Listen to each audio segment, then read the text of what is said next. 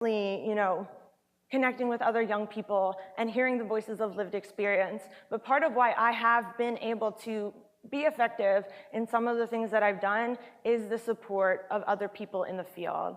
So whether it's people at Mental Health America who I worked with who have been around for a while, or Moitreyee herself, who's been really awesome. I've had amazing conversations with her, and not as a young person who should be, you know, patted on the head or patted on the back, but as a person with good ideas who has a lot to contribute. So I wanted to share, have Moitreyee share a little bit about why she finds this work so important and what led her to work with young people. Thank you, Kelly.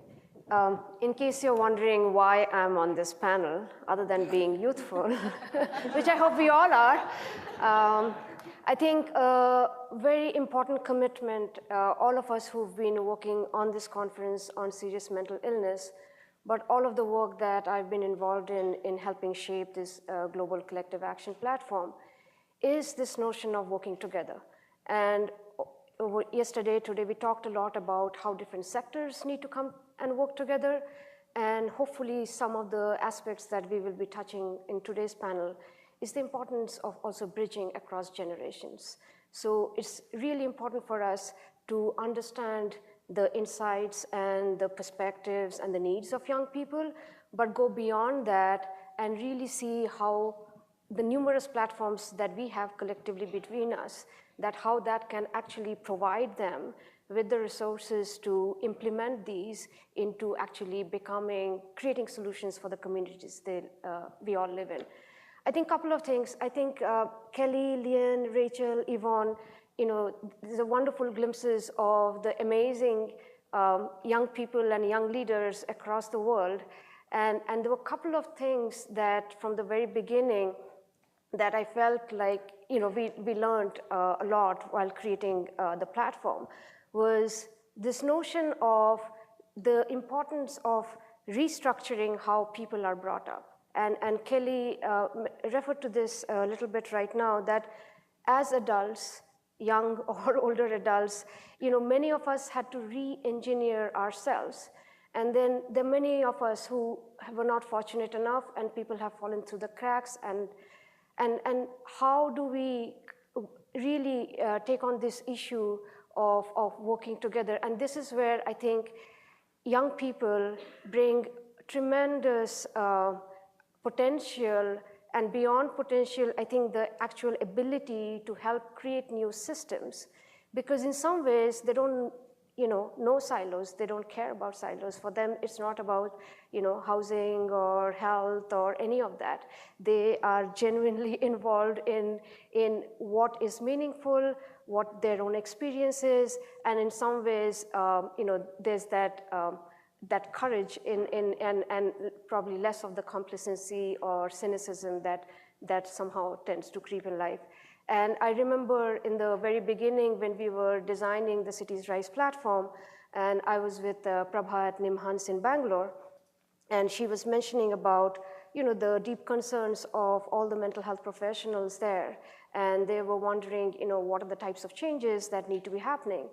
And the comment she made there was that part of the, you know, the social fabric and everything that was changing, and young people in India, and they were turning towards malls and other places where there was no meaningful engagement in life, and how many of them had come together not to worry about just the issues of young people, but actually their grandparents and some of the older people, where with the families going more nuclear in India, there was tremendous issues around mental health and other things that were creeping up. From that very beginning, you know, I think all of the work that we've been doing, we've shifted from thinking about the needs of young people to where young people and their leadership is front and center, and how do we then bring, you know, whether it's our research platforms, whether it's private sector, public sector, how do these platforms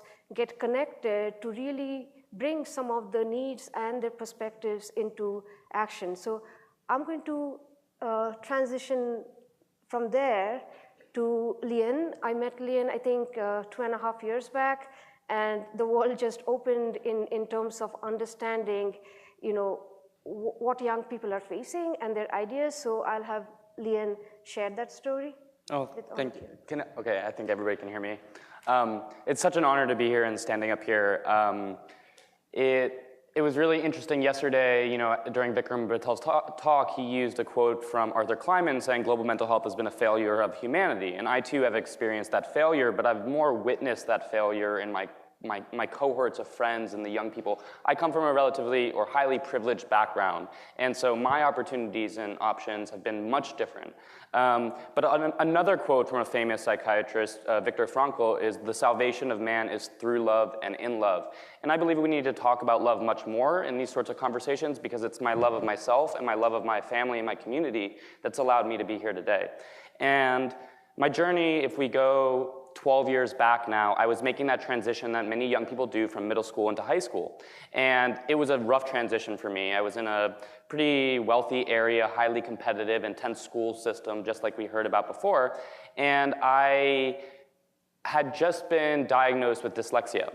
I had struggled in school my whole life, but this diagnosis became the end all for me, my validation point of my failure to be a good person. It not only led me into cycles of depression and self-harm, but then also a world of drug use as a 14-year-old trying to make it through the world. That then led me into the system. I went through every next psychologist, psychiatrist, was on all these rounds of medications. I lost my appetite, I lost friends, and then I actually went into inpatient therapeutic programs across the US. And largely my experiences in those programs were not really fun. I had nightmares for a long time about the way I was treated. And so coming out of that as a 19-year-old, I was pissed. I really thought there was a major injustice done upon me, but I had the luxury of coming back to a loving, supportive, resourced family, whereas a lot of my counterparts were then sent to prison or other places or are now dead. And that was an issue. And so I had this really unique opportunity as a 19-year-old to then go back to therapeutic and residential treatment programs across the US and interview young people, staff, psychiatrists, and therapists from a young person's perspective, saying like, this was my recent experience and now this is what I'm actually talking about through.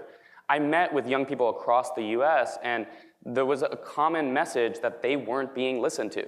They were not being asked what they thought of the care being given to them, particularly young people with severe mental illnesses. And that was a big gap. And I would ask simple questions like, do you feel like staff care about you? Do you feel like staff want to be there for you? And often I would hear no. And that, these little minute things matter the world to a young person, and especially a young person dealing with identity issues of a severe mental illness. And through that course, I ended up working in global mental health. I've now had the opportunity to meet Moitreyee and then travel the world to speak with young people in cities across the world, and then also serve on UN roundtables for global mental health, and I served as a commissioner on the Lancet. And there's this common thread that young people are still there, but we're not adequately being listened to. And it's really been nice to be that youth voice, but it's been sad that it's been largely me and not the millions of young people out there that are rising up. And so that was a big thing, and through those experiences of service and contributing, I found like a love for myself that I didn't have before, and that was really the bane of why I was struggling so hard. I felt like I wasn't going to succeed or contribute to my community or my family or my society.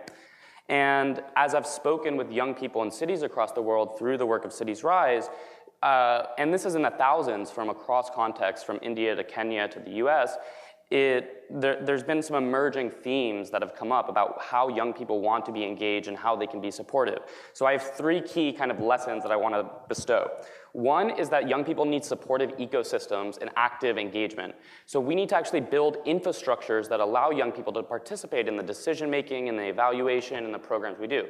A large part of the citiesRISE model is actually putting young people in the center, embedding them throughout. The second is trust. I lost my trust in the system, not just the psychiatric and the mental health system, but the system at large, the society itself. And many young people today are feeling that. And so we need to actually re-engage in trust building with young people, and a part of that is actually bringing them to the table and allowing them to lead. That's the first moment. In Nairobi, we've had young people at the table with the Ministry of Health making decisions and supporting that. That's a new level of trust between a citizen and the establishment, and we can all be building trust-building opportunities.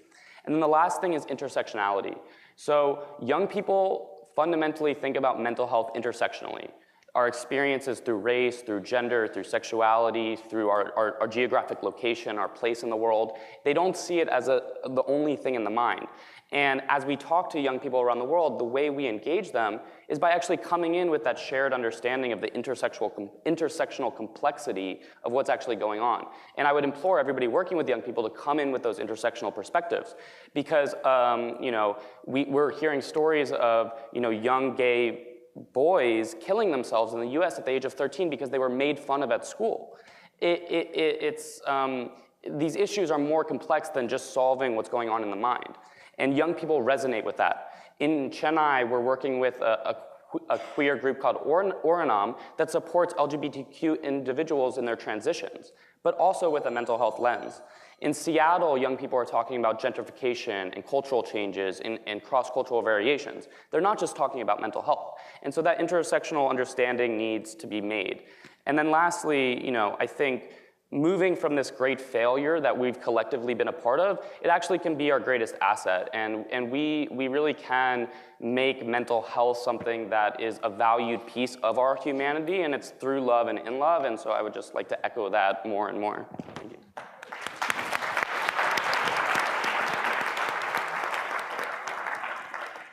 Thanks so much, Lian. And one of the things that I heard you say, and to transition to have Yvonne share a little bit about her experience, one of the things that I like to say is that mental health services are the only services where the consumer is wrong if they're not using them. And really, what young people get is that it's not that approach. And there's many different ways and many different parts of people's lives, especially young people, but everybody, that you need to be engaging people if you want them to engage with the things that are helpful and you want them to have well lives.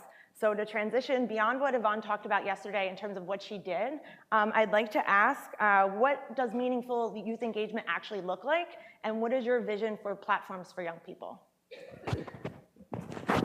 Thank you. Thank you so much. And I'm really happy to be on this panel again today. So before I start with that, I just want to point out that we've seen so much data on young people, something that says that before the age of 25, many young people will develop mental illness. So we need to move from the data and actually start to do work on the ground. And my point is that we have systems, programs, and treatment plans that are designed for young people. But are young people really engaged and involved in coming up with those plans? To what extent is their voice being listened to when we design those programs and systems for them? And apart from that, is that what is the freedom of choice that they have when all these policies are being implemented, all these policies are being created? Because so many times I was told that, you young people, you're very hard to work with, but we are not hard to work with. We just have a different way of doing things, and we want to work in a different way, whereby in a language that we can understand. Because if you look at the mental health field itself, we have so many jargons that young people don't understand. So when you take that to them and you want to talk about mental health, that is going to be really hard for them to understand. Why can't we create systems and languages that are easy for them to understand? And then the other thing is about the enabling environment. Right now, I'll say in my country, Kenya, we have a very beautiful policy. And it says so much about young people involvement and participation in it. But were those policies, if you look at those policies, how are they going to be implemented? The dissemination part of it. Do young people even understand what is there? Or we just have a policy on the paper, and then we expect everybody to understand this is what is going to happen in the country. Apart from that is like, right now we are talking about youth leadership. Everybody is talking about youth engagement, the collective action, young people, adults working together.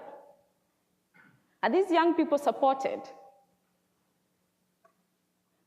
But for me, I was really lucky that I met Moitreyee last year, and giving me that platform as a young leader, showing me that, what do you want? Actually, she asked me, what do you want? What do you need? What is the support that you need to be able to continue with your work? So for me, those kind of small things that really matter can bring about change. And as we talk about involving all the stakeholders in the mental health field. And apart from that, something else is about the commitment from adults. When we talk about meaningful youth engagement, one of the key things that comes out is like we are having this push and pull between the adults and the young people. No, that is not the case. We just want equal partnership, whereby a young person can be on the table, their voice is listened to, and ask, what do you need? What do you think? How can we move forward? It can be as simple as that. So with that, if we can think about all those things, I believe that we can move forward in this field of mental health. Awesome, thank you. And so on the topic of,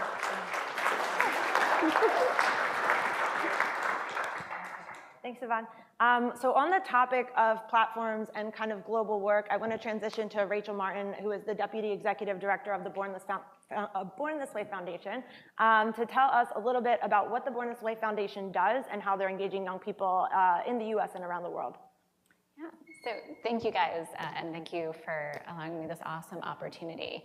So I'm not somebody with lived experience myself, but Born This Way Foundation was founded by a young woman with lived experience with a serious mental illness, who most of you have probably heard of, Lady Gaga, and her mom, Cynthia Germanata. And their goal for the foundation when they founded it 6 years ago was to build a kinder, braver world, which are not normally the words we use when we're talking about mental health, but is really fundamental to sort of the world we think we need to build in order to get to genuine mental wellness. So when we talk about kindness, it's twofold. It's both being kind to yourself and it's being kind to the people around you. And we think when you add those two things together, what you can hopefully get are more genuine, kind, supportive, welcoming communities that get to and create space for what Lian and Yvonne have both been talking about. And then second, when we talk about bravery, what we really mean is equipping young people with the skills and the opportunities and the resources, whatever those look like, and not being prescriptive from an adult perspective about what they're supposed to look like for young people. So while the foundation doesn't explicitly focus on serving those with serious mental illness, we recognize that they're an incredibly important part of our platform and our community. And again, to quote both a statistic that I hope everybody in this room already knows and Yvonne mentioned, 3/4 of mental illness emerges by the age of 25. So for any organization that is seeking to either serve young people or serve those with mental illness, recognizing that we have to be talking about it much earlier than we're talking about it, and not just talking at, but creating spaces for genuine conversation. So not just leaving that seat because you have to on the panel so that you can have a young person get up and bare their soul, but then actually going that extra step and listening to what young people have to say. And I think that's where so often we fail to do a good job. We create a space for a young person as a token, but not an actual leader in the conversation. And I think if you look at what young people are doing in this space, like I think Kelly's story is an amazing example of this, young people recognizing that they are not getting serviced adequately by the adult community in their life and deciding to create the communities themselves. So at the foundation, we try to recognize that young people aren't tomorrow's leaders. They are today's leaders. They're already doing the work.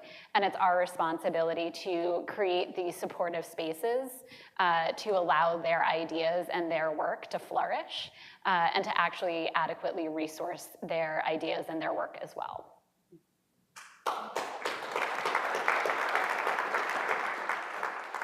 Thanks so much. So So to bring up a question for discussion among the entire group, I want to kind of ask something that can come from two sides, from Moitreyee and I. So one, what does shared power, since we're talking about intergenerational work, what does shared power really look like among young people and everyone else? And then from the other side, how do we drive intergenerational collaboration instead of making this a silo of, here's the youth-run space, this is for young people, and then there's everything else, and like maybe we'll talk sometimes, but we're creating kind of the same problem that a lot of new ideas come in and do. So how do you share power, and then how do you work intergenerationally? Yeah, and I think maybe just to build on that a little bit, I think Kelly and I decided we're going to sandwich you guys from both sides. So on one hand, is what is shared power, but at the same time, it's not just young people working by themselves either. So the importance of, working with experts and others. So if you all can reflect on both sides of that. Okay, I can go first.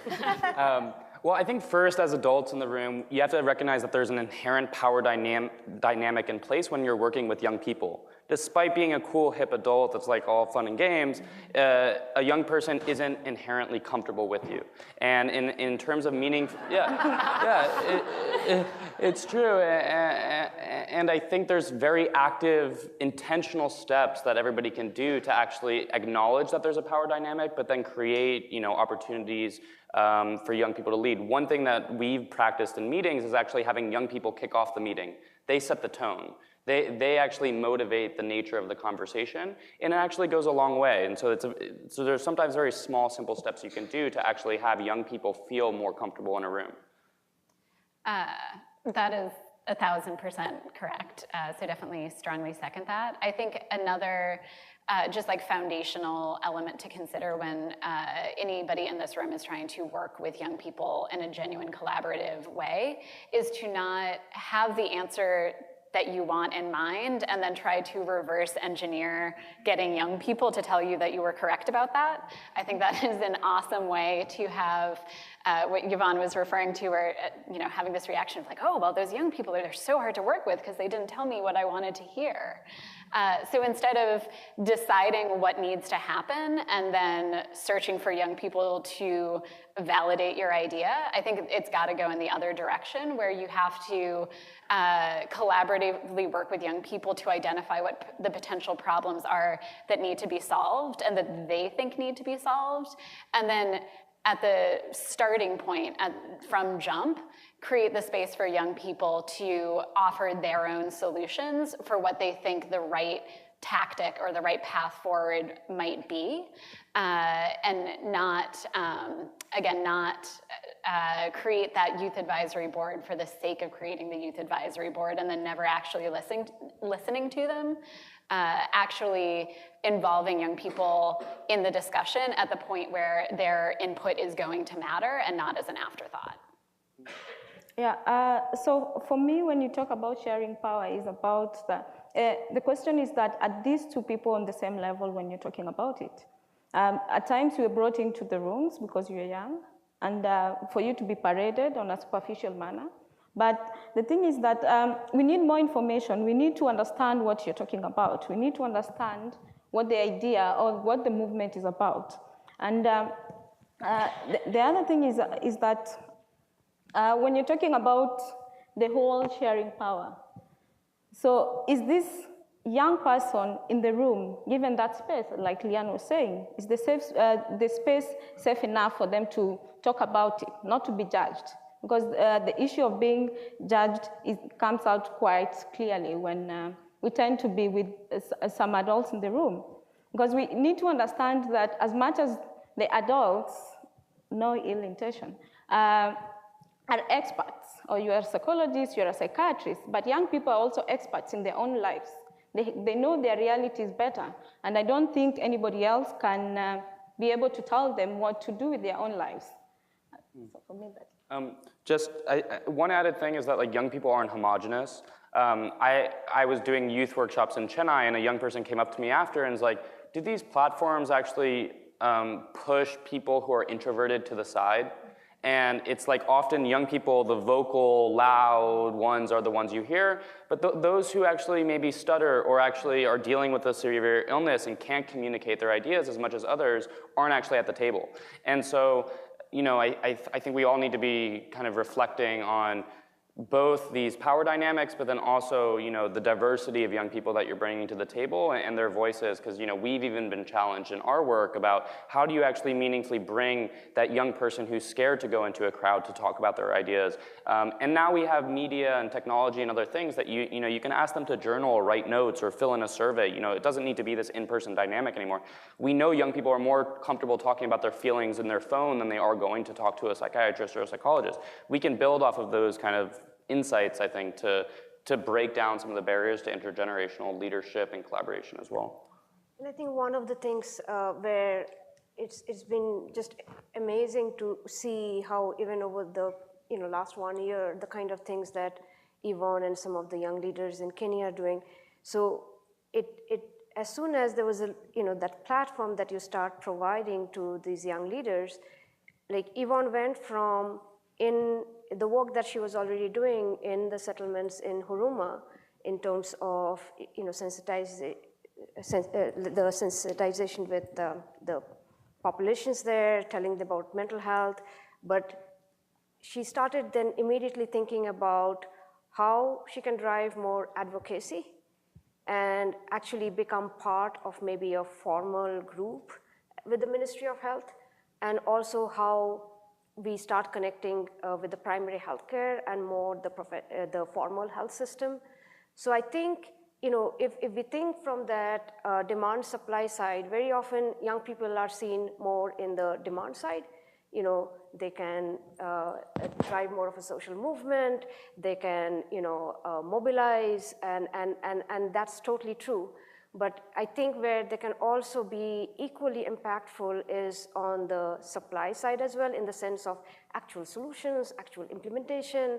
And I think that's where some of the work that Kelly's been doing or Yvonne's been doing, and our other youth leader in Sam in Kenya, he was using university colleges as a way to kind of, again, get young people to talk about their issues, but from there now already starting to think about whether that can be formalized as a system that can be scaled across other universities. So I think with very little effort, we can kind of tap into the creativity and the passion and the ideas, and then when they start networking among themselves, things start happening that which we can't even think of. So I do believe that between us, all of us in this room, and beyond that what we can do with our individual and collective platforms can be huge in coming behind the ideas and amazing energies of these young people. So on a practical note, I'd like to ask each of you to come up with one or two ways, the importance of inclusion and thinking about things more broadly has come up multiple times in almost everybody's presentation. So what are one or two practical things, if folks in this audience are like, absolutely, I agree with what you're saying, how do I do this in my community? What are some practical tips you would give them, or not necessarily give them, even just something that you didn't expect to learn from your work that you think is important to share? So I guess it's my turn to dive in first. So, and this I think is both something that's helpful for us as practitioners and people who work on the organizational level to keep in mind, but also just like human beings who have to interact with other human beings, many of whom are probably young people.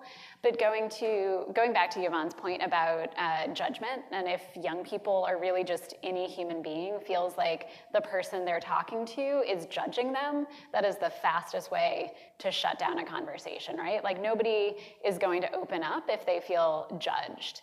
And I think particularly for folks in this room who are experts and who are super smart people, it's really easy to come off as a little bit judgy. And I know both just like introspectively and understanding sort of the world that we live in, I think making sure that you are not giving off a sense that you are judging somebody either for their experiences, for their perspectives, for their ideas is critically important if you actually want to have a genuinely inclusive conversation or process where you're not just, again, inviting somebody to the table for the sake of inviting them to the table, but are actually trying to listen to their ideas and the inputs that they would have.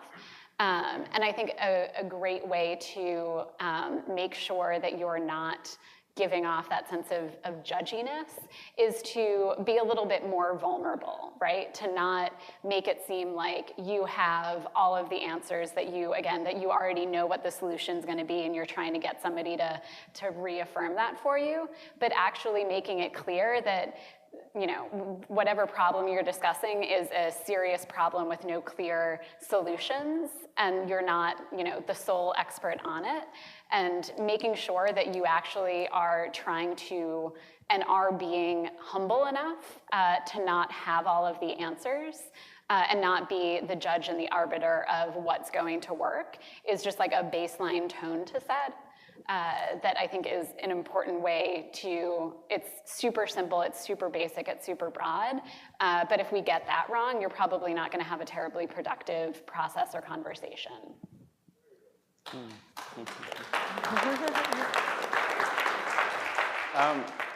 One of the very simple things that we do in every city we work in is we create an opportunity for young people to come together and share their ideas. We send young people themselves on the ground to go find other young people, and we bring them into a shared space. The instant thing is, oh my God, I've just found my people. Everybody I'm meeting with and talking to, they're all thinking the same ideas, and I didn't know about them before. And so I know a lot of people in this room have access to spaces that young people can do things in. That would be a great thing to do, is create spaces and events and opportunities that young people are coming together to engage with adults. That's a very simple one. And then the other is actually putting young people in professional positions. As a young 19-year-old, I was sent to evaluate mental health programs because people knew that they didn't have the right insights into it. You can employ young people to actually solve some of the questions that you have yourselves, and they'll come back with like the relevant insights that are probably nuanced to today, not yesterday. Yeah, on that note, I think one of the things that happens a lot with young people is in terms of giving them professional roles, it's kind of like, oh, the young person, you can be a volunteer, we'll throw your stuff in sometimes. And the other point is, if you want to help people, give them resources. Mm-hmm. So not just say, oh, that's a good idea. Give them like money, or give them money, or support to actually implement the things that they want to do instead of just telling them that's a nice idea. Yep.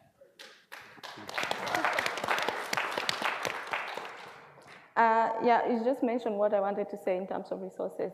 And to build on that, I would say is to support initiatives that are also started by young people. And something else is that we as young people, we want to work with everybody else, with the experts, with the psychologists, with everybody else in the community. And apart from that, I just want to say, let us just do it. Because we've been talking so much about mental health as a global issue, but we are not hitting the ground running. Let us change the narrative. As much as we want to change the narrative up here, we also want to see it change down on the ground and in the community, because we need it. Thank you. Awesome. So we have a bit of a turning of the tables. So instead of inviting folks to the microphones for comments or questions, we are going to ask you to turn to the people around you and make a commitment to how you are going to engage young people in your work. And then, do you collect those?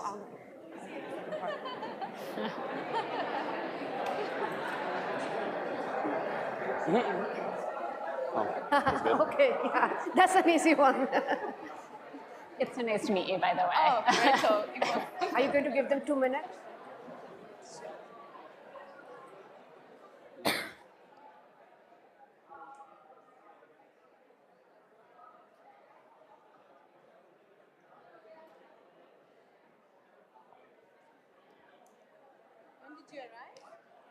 Oh, I live here in the city, so only came from Brooklyn.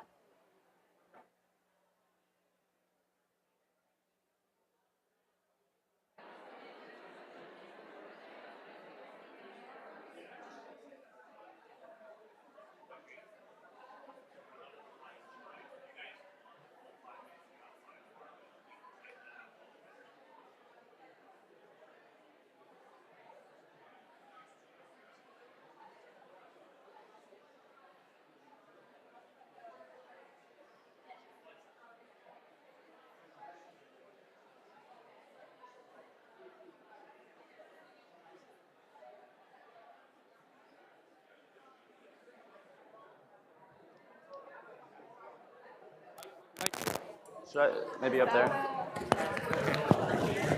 Okay, so Hello? Oh, Kelly, they're back on. They're back on.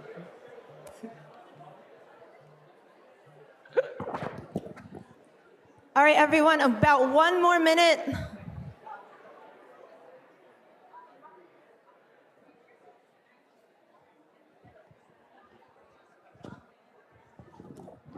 Okay. Oh.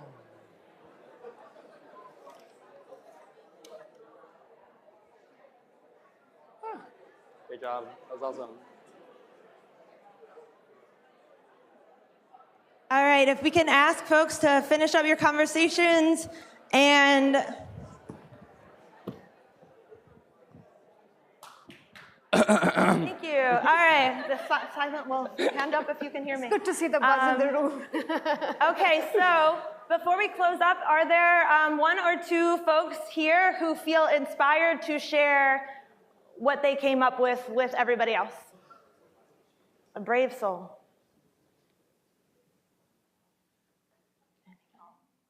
We have one. We have one.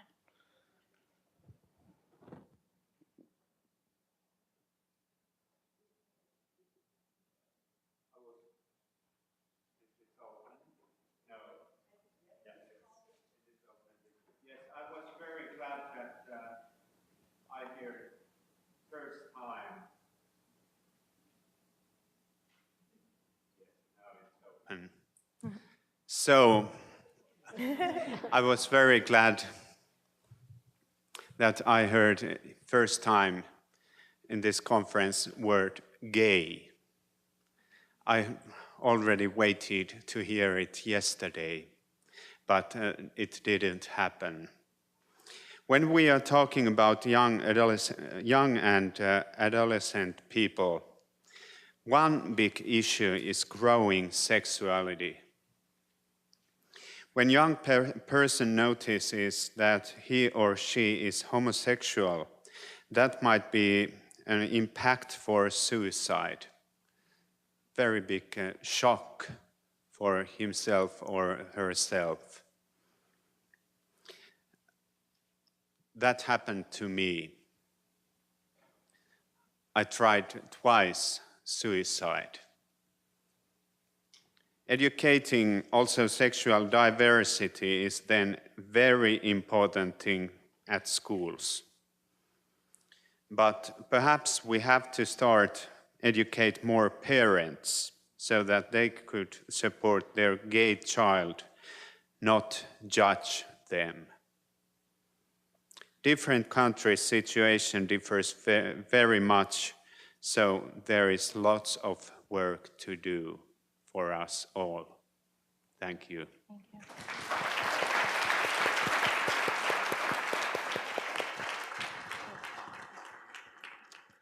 Javier Vasquez from Special Olympics International. Thank you so much for the panel. Obviously, in Special Olympics, young people are the stars, and we have a platform for you, so whenever you want to see our games, you are invited. But my question or comment is about, have you thought about young people in many countries who are still institutionalized and with mental or intellectual disabilities, and the role of, for example, the parliamentarians and judges working with young people to review those admissions? Because when we go to institutions around the world, they are full of young people with mental disorders institutionalized, And also, another important issue for young people is that in many countries, young people, adolescents, cannot make decisions when they have a mental or intellectual disability because of the laws. So I encourage you to, I don't know if you have been working with these groups, but there's a lot to do with legislators and young people in the world. Before we get kicked off the stage, I just wanted to let everybody know, if you want to raise your hand, grab your phone. In the app, we have a question that says, what will you do to work with, what will you commit to doing to work with young people in your community? If everybody can drop their ideas in there so we can check them out and maybe talk directly with you all. Wonderful.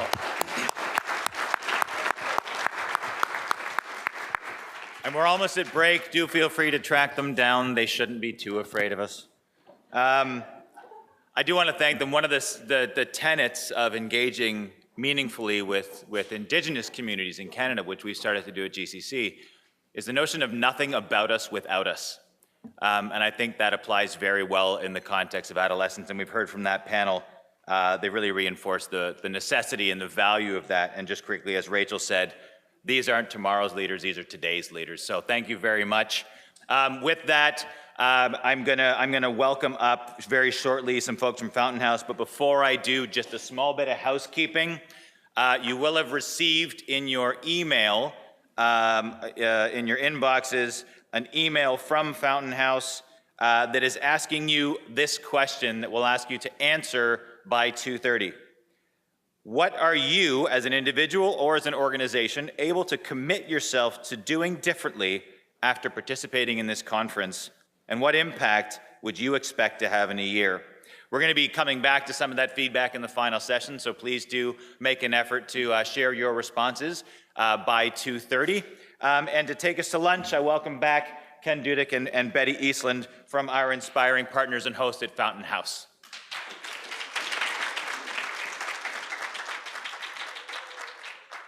So I want to talk to my booking agent about being the old white guy that comes on after the youth panel, but anyhow. Hey, that's me. So, by the way, I noticed all the youth left the room on the way. Anyhow, so kind of one of those moments. Listen, I wanted to say how honored and humbled Fountain House is by the attendance at this event. Speaking for the entire community of Fountain House, of which there are board members, members, and staff of Fountain House who've been coming and going during this 2 days, we are greatly honored and really appreciate our partners that have worked very hard on these particular panels and these different presentations. And you're probably wondering why you've heard so much about Fountain House. Partly it's because Fountain House has always been focused on people with serious mental illness. And so when we meet someone in the world who is supportive of people with serious mental illness, we make friends with them. And so basically what we did was we put together a conference of all our friends. And so I've tried to encourage people not to talk about Fountain House because there's so many great programs and great conversations going on, but nonetheless, we have a lot of friends, so I'll just start with that. Having said that, I'm going to talk about Fountain House. But that is my job. So my name's Ken Dudek. I'm the president of Fountain House, and I've been invited to briefly talk to you about community mental health in anticipation of the parallel sessions after the break that will showcase community-based programs around the world. Fountain House was founded by 7 patients and 2 volunteers who lived and worked together in a New York State psychiatric hospital during World War II. When they left the hospital, they made a decision to continue meeting and supporting each other to recover. I believe that that decision made them pioneers in community mental health. Before they found the building on West 47th Street, which, by the way, was across the street from the building that you all were in, they met in many places, even on the steps of the New York Public Library.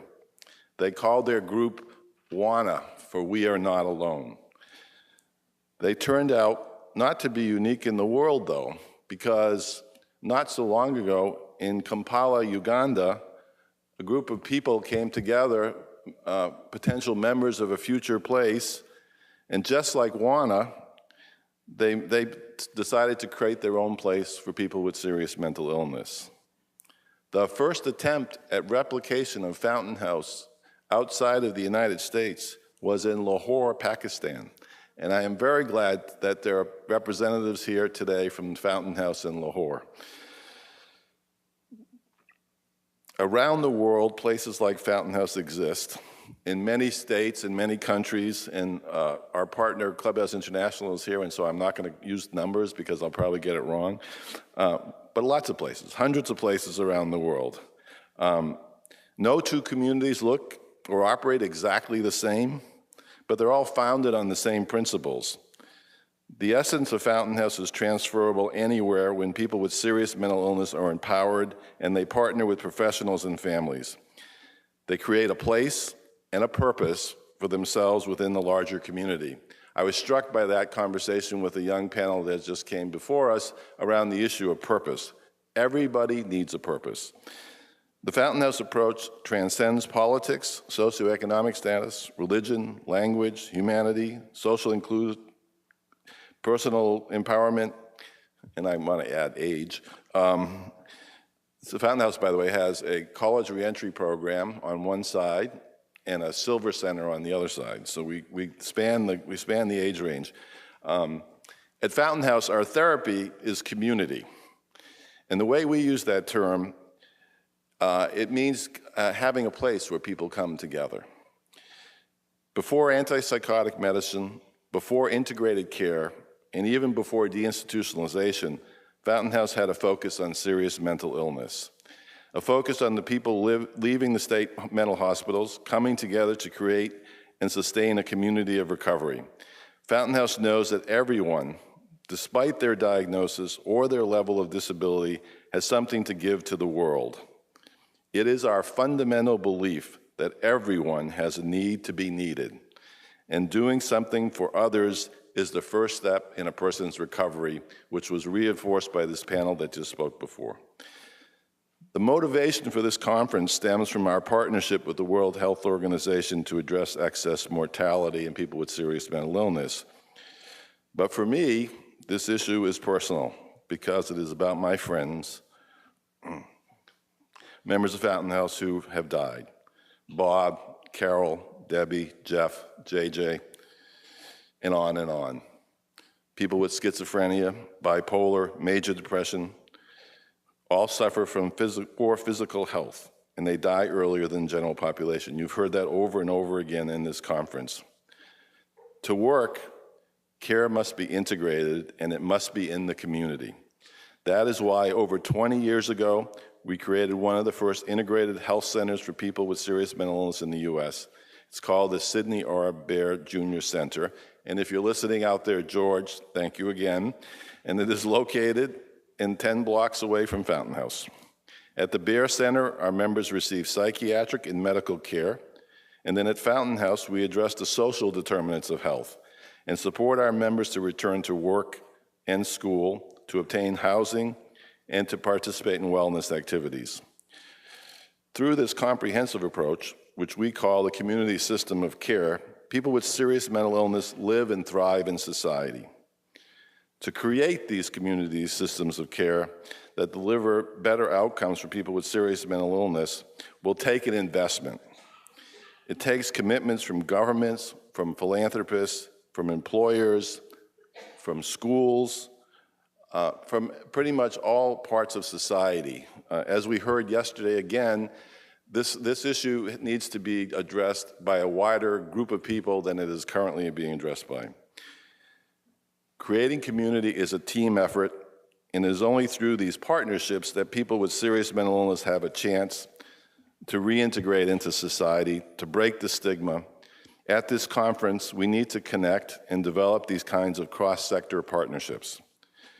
To truly address the humanitarian and economic crisis of mental illness, more resources must be allocated or reallocated to people with the most serious mental health issues.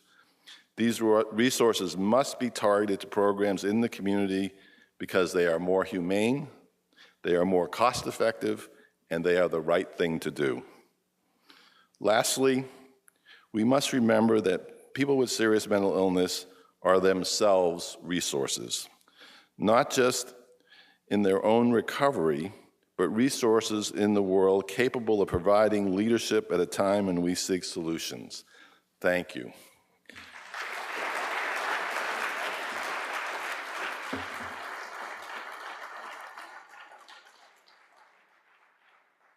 So I'd now like to introduce you to my partner, we've been doing this show for a couple of years now, and this is Betty Eastland. Hi, everybody. I'm about to read this speech, but I just wanted to talk about one thing. When we talk about prevention, sometimes we do a little bit of something a little bit insidious, where sometimes we might be telling people with mental illnesses they don't have a right to have those illnesses. So we have to be careful about that because neurodiversity is very important. It is an asset.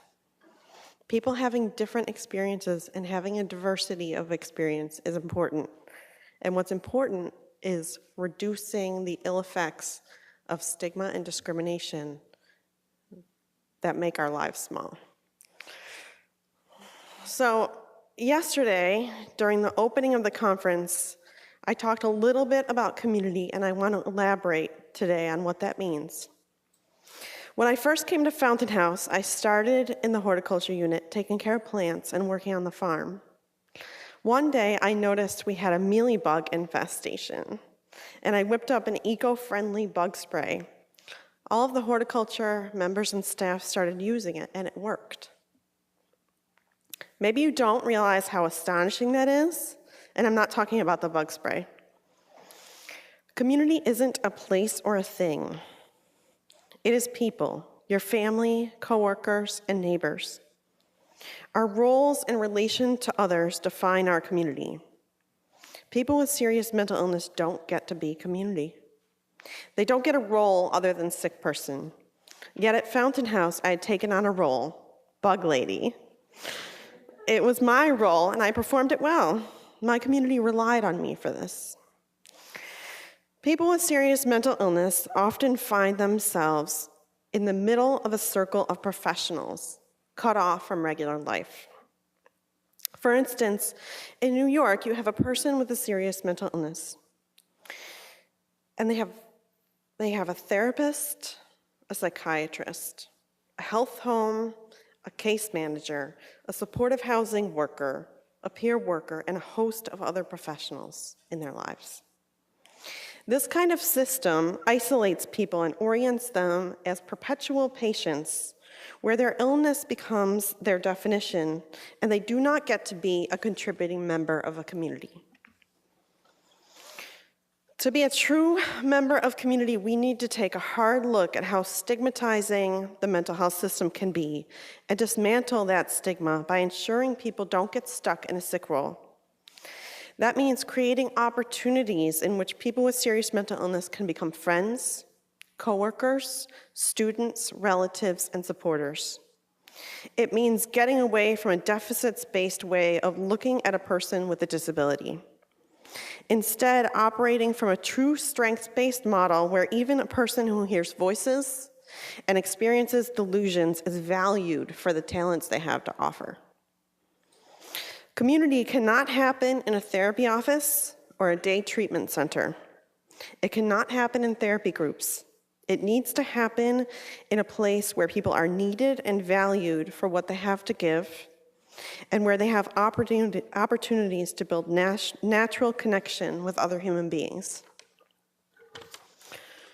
That's why Fountain House's working community model works so well, because community forms when members are needed by staff and other members to keep the clubhouse running. Community is built around a common vision and a fulfillment of the need to be needed.